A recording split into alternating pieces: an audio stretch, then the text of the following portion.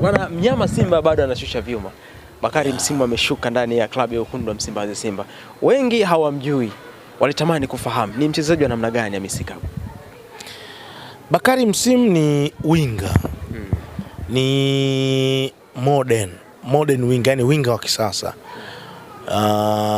Umri wake bado mdogo. Umeona ana uzoefu wa kucheza ligi kuu Tanzania bara. Amekulia Tanga katika klabu ya Coastal Union. Maisha yake yote nafikiri ya mpira wa miguu mpaka anakuja kufika kwenye hatua kubwa kama hii. Ametokea Coastal Union. Namfahamu wakati wanampandisha na ukuaji wake mpaka anakuja kuwa bora msimu huu ulioisha. Na ni moja kati ya mawinga ambao wana uwezo mkubwa sana wa kiufundi. Sio vizuri msumbufu, umeona, lakini pili ana uwezo wa kufunga, ana skills, mbishi. Kiukweli kama kuna eneo ambalo nafikiri wanapaswa kupongezwa basi ni Coastal Union ya Tanga. Coastal wanapaswa kupongezwa kwa sababu kiukweli kabisa dogo wamemkuza, wamempa nafasi, na hii ndio tofauti ya Coastal Union na baadhi ya timu zingine. Kwa hiyo Coastal kuna muda wanafanya vibaya, lakini kuna muda wamekuwa kitoa platform sana kwa hawa vijana kuweza kupata nafasi. Ukirejea kina Bakari Noro Mnyeto, sibla vizuri ya Ibrahim Ame ambaye aliwahi kusajiliwa na Simba. Ushaona wachezaji wengi pia wamepita pale Coastal Union. Wamekuwa na wakati mzuri sana kwenye kukuza vipaji. Ni aina ya mawinga ambao wana uwezo kukupa vitu vingi sana. Katika umri aliokuwa nao bado kijana, nafikiri Simba wamempata katika wakati sahihi. Sana. Ni aina ya mawinga wa kisasa ambao anakupa magoli, anakupa assist. Simla vizuri na ana skills. Ni mbaya sana kwenye 1v1. Yaani ukikutana naye hivi kama anapewa nafasi kwenye 1v1 hivi, ni miongoni mwa mawinga wachache wa kizao ambao walikuwa na msimu bora sana. Yaani msimu uliopita ulikuwa unamzungumzia yeye Bakari Suleimani, ulikuwa unamzungumzia Chuga Boy ambaye amesajiliwa na Yanga, ulikuwa unamzungumzia Chobwedo kutoka TRA. Sibula vizuri na yani kwa upande wa wazao ndo top performer wings kwenye hizi timu zenye level ya kati. Ukimwacha Idi Suleiman Nado, sibula vizuri kama senior. Idi Suleiman Nado ni senior. Hawa vijana ambao wanakuja vizuri hawa ambao walikuwa wanawika ni Bakari Suleiman msimu, bwana mdogo Chuga Boy na Ramadhan Salum Chobwedo. Walikuwa na msimu bora sana kwenye eneo la flanks. Ukizungumzia watu ambao wamefanya vizuri pembeni mwa uwanja, huwezi kuacha kuwazungumzia hawa watu watatu. Labda kuna mwingine ambaye watu wanamjua, lakini mimi ukiniuliza nitaje watu mawinga wa kizawa watatu kwenye hizi timu zenye level ya kati walofanya vizuri, nitakutajia Ramadhan Salum Chobwedo, nitakutajia Bakari Msimu Suleimani, lakini nitakutajia pia bwana mdogo Chuga Boy. Sibla vizuri. Kwa hiyo Simba wameenda kununua potential. Yes, mali. Umeona potential. Wameenda kununua mtu ambaye anaweza akawa promise kitu, kwa sababu ikumbuke anaondoka Lada Kishasambi. Anaingia Bakari Msimu. Simula vizuri. Tutapima sasa hapa. Anaondoka Lada Kishasambi, anakuja Bakari Msimu. Lada Kishasambi na yeye alikuwa wa moto wakati anatoka Mtibwa, unakumbuka vizuri? Yeah. Lakini ameshindwa kuchallenge. Kwa hiyo deni analokutana nalo Bakari Msimu ni kusahihisha kile ambacho hakikufanywa na Ladaki Chasambi, ili kuendelea kutoa matumaini kwa hivi vilabu vikubwa kuamini hao mawinga wa kizao. Na yeye akija akiwa flat bila kutoa challenge yoyote, bado tutarudi kule kwamba Simba wamesajili, tunasema ni wale wachezaji subiri muda. Yani tumpe muda. Kuna hao wachezaji wa namna hiyo. Kitu ambacho mimi naamini Simba kwa msimu huu, kwa kile ambacho alichokionyesha mpaka kwenye sajili ya Nathaniel Chilambo baada ya kumpata Kevin Nation, kuna kitu wamekionyesha cha tofauti, kuchukua wachezaji ambao wana uzoefu, wamecheza kwa muda mrefu, wanaijua ligi, huo ndio uhalisia. Lakini Bakari Suleiman ni newcomer ambaye anapaswa kuja kusahihisha alichokifanya, ambacho hakukimalizia bwana mdogo Ladaki Chasambi, kwa sababu wote ndio humo ndio material ya namna hiyo. Na kiuhalisia sehemu ambapo waliposajiliwa ni Israeli Mtoa Roho. Eneo la ushambuliaji la Simba ni Israeli Mtoa Roho. Yani usiniguse utaumia. Eneo la ushambuliaji la Simba ni hatari mno, danger. Si unanielewa vizuri? Yani kama ukiwa wa kawaida hivi sasa kwenye lile eneo la ushambuliaji la Simba, ile attacking flair yao kaka kupata nafasi ni ngumu. Si unanielewa vizuri? Hasa kwenye eneo la flanks ambapo Anseti Oura tunafahamu msimu ulivyokuwa msimu uliopita, alikuwa katika kiwango bora sana. Sasa hapa kuna bahati. Aombe Mungu Anseti Oura ofa ya Uturuki kubaliwe. Kwa sababu tetesi zopo ni kwamba ofa inazidi kuongezeka, inakuwa kubwa kweli. Anseti Oura inawezekana Simba wakafanya maamuzi. Aombe Mungu. Akiondoka Anseti Oura, ina maana ule upande atakuwa Keleso Mahalwa ambaye ametua leo na ndege. Nadhani umemuona mwenyewe. Yes, umeelewa vizuri Kwa hiyo ule upande akibaki Keleso Mahalwa na yeye Bakari Msimu, wote watakuwa ni newcomer. Licha ya kwamba advantage ambayo anayo Keleso Mahalwa ni ushawishi wa kocha. Kocha anamjua. Kwa hiyo lazima atampa nafasi ya kwanza. Kwa hiyo lazima prove wrong kocha. Kwa nini unampa huyu nafasi ya kwanza? Nipe mimi. Kwa hiyo bado ni subiri tuone. Yani bado Bakari Msimu ni subiri tuone. Lakini kama atakuwepo Anseti Oura, ataendelea kuwepo Anseti Oura, ina maana kwenye ile attacking flair ya Simba shughuli ipo kuweza kupenya na kuweza kuchukua namba. Kwa hiyo inabidi azikaze azifunge. Sibla vizuri. Lakini pia kuna upande pia wa majeraha, wachezaji hawawezi kucheza msimu mzima. Alafu tunafahamu kabisa kwamba mechi sasa hivi ni back to back back to back. Kwa hiyo lazima kuna rotation kidogo. Lakini pili, eneo lingine ambalo labda at least anaweza kanandia akapata nafasi ni eneo la winga wa kulia ambapo yupo Nandi Libase Geye kule. Sibla vizuri lakini pia usajili pia wa Ibrahim Jabal ambaye ni versatile, anaweza kucheza nyuma ya mshambuliaji lakini pia anaweza kucheza kama winga. Kwa hiyo ule ni upande ambao pia na yeye anaweza kaenda akapata nafasi. Kwa sababu Simba msimu uliopita muda mwingi alikuwa anacheza Libase Geye. Muda mwingi sana. Kwa hiyo hapaswi kubweteka hata kidogo. Anaona kile ambacho kilichotokea Elimpanzu Kibisawala. Elimpanzu Kibisawala ilibidi aamishwe kutoka upande wa kushoto kucheza kama force number 9. Sio vizuri. Yaani ilibidi akazi ajitafutie kieneo chake mpaka akapata eneo la la ushambuliaji kama force number 9. Kwa hiyo hata yeye Bakari Suleiman Msimu, subiri tuone, lakini anapaswa kuhakikisha kwamba anapambania nafasi. Yani lazima niipate, nitoboe. Sio vizuri. Nje ya hapo ata struggle. Eneo la Simba ile attacking flair yao ni Israeli Mtoa Roho. Kama uwezi kufight, kama uwezi kuonyesha utofauti, kuja na kitu special, ni ngumu sana wewe kuweza kutoboa. Sawa, tuweke nukta katika hilo. Wengi wanasubiri kuona Chobwedo akitambulishwa ndani ya klabu ya Wekundu wa Msimbazi Simba. Nimeona kuna exclusive. Hebu tupe kidogo kuhusiana na Chobwedo, dili lake kutua Simba. Chobwedo anaumwa. Sio kama jinsi ambavyo ilivyoripotiwa kwamba amepata majeraha sijui na nini, hapana. Chobwedo anaumwa.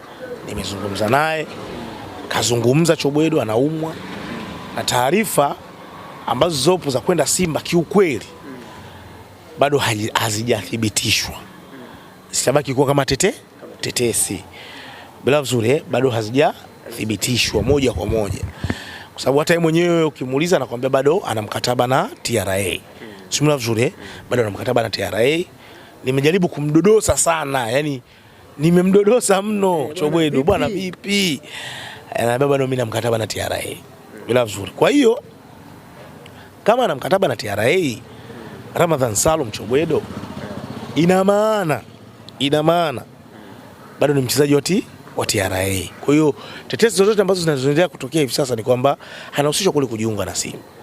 Lakini tusubirie nini ambacho kitakachotokea. Na TRA ujue sasa hivi hawataki masiara kwenye swala la hela. Hawataki kuachia wachezaji wao bora. Kwa mfano Nasir Kombo alikuwa anahitajika na Young Africans. Beki yule wakati. Ujue amepambana kumbakisha ujue. Si unavyo? TRA wako vizuri, wako viede kwenye swala la hela. Ai. Kwa usije ukashangaa Chobwedo pia akabaki TRA. Yes, usije ukashangaa. Yote yanawezekana. Ila anaumwa kikubwa ni malaria na alipata kidogo shida. Ukipita pale kwenye Instagram page yangu nimeweka exclusive, mtu anaweza akasikiliza. Zile tetesi za kwamba ameumia kumbe ni propaganda. Uzushi tu.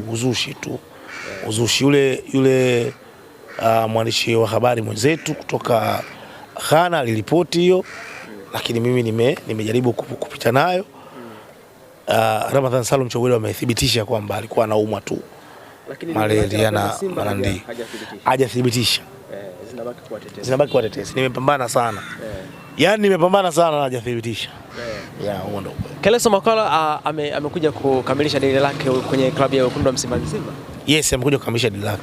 Yeye 100% ameshasema. 100%. Hilo mashabiki wa Simba watulie tu watulie kwa utuo kuona yule fundi anakuja kufanya nini. Mmoja kati ya mawinga ambao kiuhalisia Simba wamepasuka sana. Wamepasuka ila ndefu kweli kweli. Tajiri Mo Dewji. Wengi walikuwa nipita ile dili la pili. Keleso Makhalwa Simba wamepasuka. Yaani pesa ndefu kutoka Sekukune kwa sababu alikuwa anahitajika pale pia Afrika Kusini. Kwa mujibu wa taarifa za kidukuzi na ubukuzi niliofanya ni kwamba aliamua kuja kubadilisha mazingira katika umri wa miaka 29.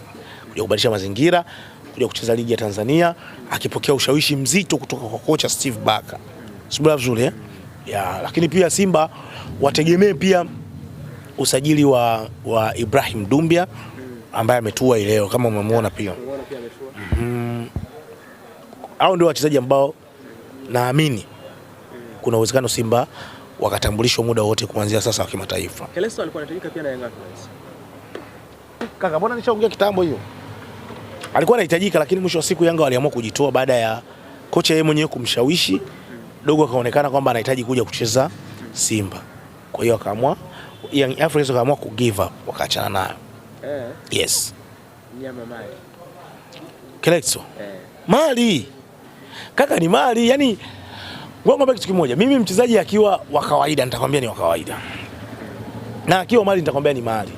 Ligi ya Afrika Kusini inaonyeshwa jamani. Hatuwezi kutaja kingamuzi lakini kingamuzi maarufu kabisa kinaonyesha ligi ya Afrika Kusini. Na unaiona kabisa.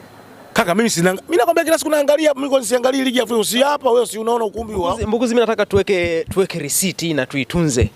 Keleso ni mali? Tuitunze hii receipt. Na ninaikata. Ni mali. Twende. Keleso ni mali. Ni mali. Itunze hii receipt. Keleso Makhalwa ni mali. Labda aje akutane na watoto wa Kidimbwi, kitambaa cheupe hapo sawa, na yeye akiwa mtu wa huko shughuli imeisha. Au pia labda aje akutane na mazingira magumu au ushindani wa, kwa sababu nimekuambia kabisa kwenye eneo la ushambuliaji la Simba hivi sasa ni Israeli mtoa roho. Yaani ukicheza, yani ukiwa wa kawaida kupenya kwenye kikosi cha kwanza ujue ni ngumu. Sibula vizuri ni ngumu. Ila kama ukionyesha uwezo, na kwa uwezo alikuwa nao yule, ujue ndio nakwambia sasa kuna vitu viwili. Utofauti tutakuja kuonyesha na Keleso Makhalwa na labda na Anseti Oura akiendelea kuwepo. Anseti Oura ana uzoefu, kashacheza hii ligi. Kwa kama akiendelea kuwepo ina maana lazima fight. Sibula vizuri. Lakini ni mali. Lakini kama ataondoka Anseti Oura ina maana Keleso Makhalwa ana nafasi ya kuchukua namba yeye pamoja na Bakari Msimu wapambane. Sibula vizuri. Kwa siwezi mimi moja kwa moja kugarantii kwamba anaweza kupata nafasi kwa sababu mimi sio mwalimu wa Simba. Mwalimu wa Simba ni Steve Barker. Mimi sio Mungu, siwezi kujua nini ambacho kinaweza kutokea huko mbeleni. Lakini kwa jinsi ambavyo nilivyomtazama kwenye ligi ya Afrika Kusini PSL ni mali. Yes. Peter Shalulile update yote mpaka sasa? Kaka, Peter Shalulile ni ngumu tena kuja Tanzania. Yes. Fedha alizowekewa na Pyramids. Walikuwa wanamtaka Al Ahly Tripoli. na alikuwa anatakiwa na nakumbuka niliona taarifa alikuwa anatakiwa na Al Ettifaq kichwa namna hiyo Saudi Arabia. Fedha ni nyingi mno. Simba alipofika milioni 65 waliona baba tukitaka sifa sana mwisho wa siku tunaweza tukaadhirika. Kabidi wakimbie kidogo. Kwa hiyo wana Simba waachane naye kabisa kwa sasa. Yeah, true that. Huo ndio uhalisia. Upande wa pili Young Africans wametambulisha makocha. Assistant coach, goalkeeper coach wametambulisha pia makocha. Umeona pia yes. Kwenye eneo la goalkeeping sijui assistants hayo ni maeneo ya kawaida. Kitu pekee na surprise ambayo nimeiona kwa Yanga nafikiri ni kitu cha kipekee sana. Ni kocha wa set pieces. Mipira iliyokufa. Nafikiri ndio mara ya kwanza for the first time kwenye ligi yetu. Sijui watatukumbusha kama kuna watu wanajua. Lakini mimi ndio kwa mara ya kwanza naona. Nishazoea Ulaya. Hususan England kwa msimu uliopita Arsenal walikuwa wanamtumia sana mtu fulani anaitwa Nico Jova. Na eneo ambalo lililosababisha Arsenal pia kuchukua ubingwa ligi kuu ya England ilikuwa ni eneo la set pieces. Hata kwenye mashindano ya UEFA Champions League ulikuwa kukutana na Arsenal, unajua Mungu wangu akipata kona tu tumeisha. Wakipata kona meisha.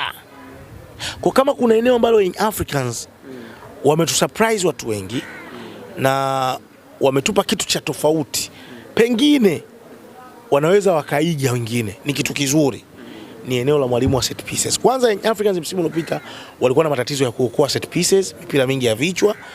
Tatu, kwenye ligi yetu kuna tatizo la kutumia mipira ya set pieces, corner, fouls, kuna hayo matatizo. Kwa hiyo Yanga wameona hili ni eneo ambalo tunaweza tukazalisha magoli, kwa sababu kwenye mchezo wa mpira wa miguu 30% ya magoli yanatokana na mipira iliyokufa. Alafu 70% ndo maeneo mengine ya mpira.